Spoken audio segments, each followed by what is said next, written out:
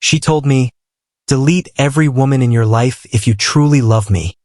So I deleted her contact first and let her cry into 25 missed calls while I moved on without looking back. I thought I knew what love looked like.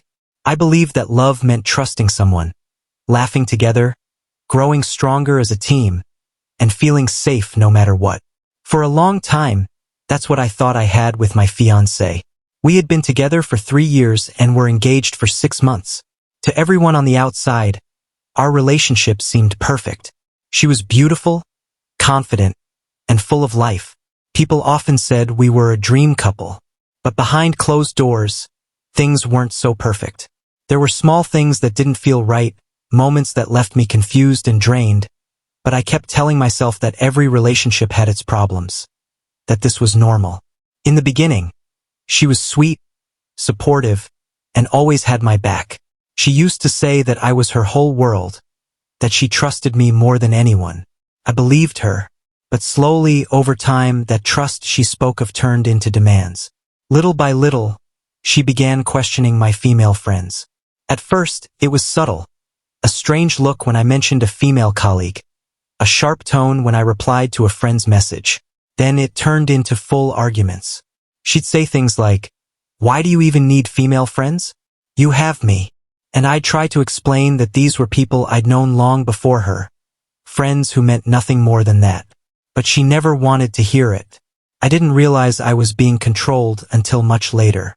At first, I thought she just needed reassurance. I thought maybe she'd been hurt before and needed a little more love to feel secure. So I gave that to her.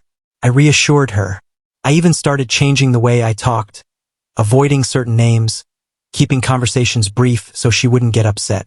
I was slowly letting go of my own life without even realizing it, all in the name of keeping the peace. I thought that's what you were supposed to do when you loved someone. But the final straw came one evening while we were sitting together at home. Out of nowhere, she looked at me and said, "If you really love me, delete every woman from your contacts. Every friend, every colleague, every girl you've ever known. If you don't, it means you're not serious about us." I sat there stunned. It wasn't a question. It was a command. And in that moment, I felt something shift inside me. For the first time, I saw the relationship for what it truly was, a cage. A beautiful cage, yes, but a cage nonetheless. And I was the bird slowly losing his wings. I didn't argue. I didn't raise my voice. I just nodded. I told her, "Okay." She smiled, thinking she'd won. She thought I'd go through my phone like a slave to her insecurity, erasing names and cutting ties with people who'd been there for me long before she had. But I had a different plan. I picked up my phone, opened my contacts, and the first number I deleted was hers. Her name, her photo, her presence, gone in a second. And then I blocked her too, without a word. I got up, packed a bag, and walked out of that apartment without looking back. Over the next few hours, she must have realized what I'd done. The calls started coming in fast. First 1, then 3, then 10, then 25. I watched the screen light up again and again with her name, or rather, just a number now. She had no idea that I was staring at her calls in complete silence, unbothered. I let her cry, scream, and beg into that void. I let her feel the silence that comes from losing someone you thought you could control forever. People always talk about revenge like it's some loud, dramatic scene, shouting, slamming doors, throwing things. But sometimes, the most powerful revenge is quiet. It's peaceful. It's walking away without explaining yourself. It's deleting their number first when they thought they had the upper hand. It's letting them call and call and call, and never picking up. Because that silence, that's where the real power is.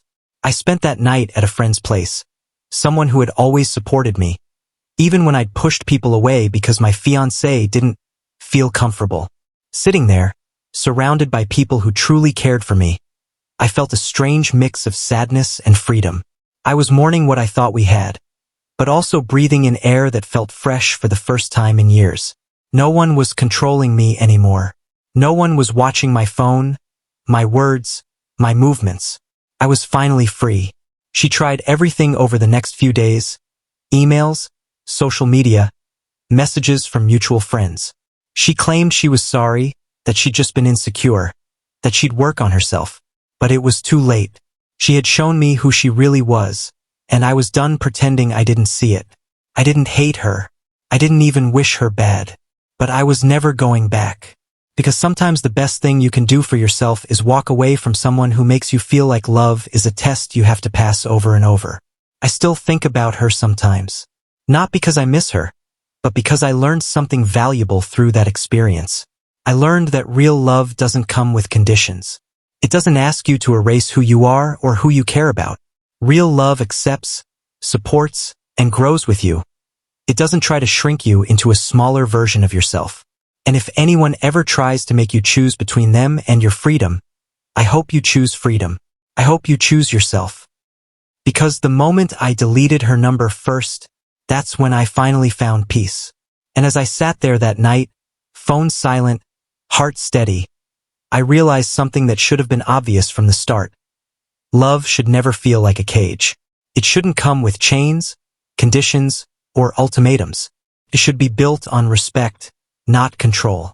Her tears may have been real, but so were the bruises she left on my mind. Every missed call wasn't a cry for love. It was a desperate attempt to reclaim power she never deserved in the first place. She thought I'd break, that I'd come running, that I'd beg. But I didn't. I sat still. I stayed silent.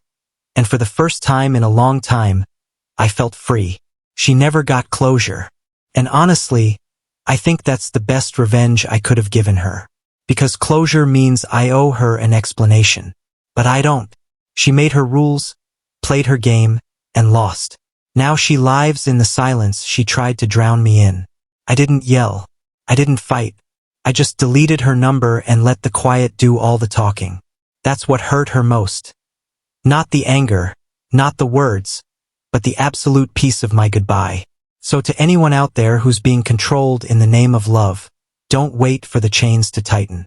You deserve a love that doesn't ask you to shrink, to cut pieces of yourself away, or to walk on eggshells just to keep the peace.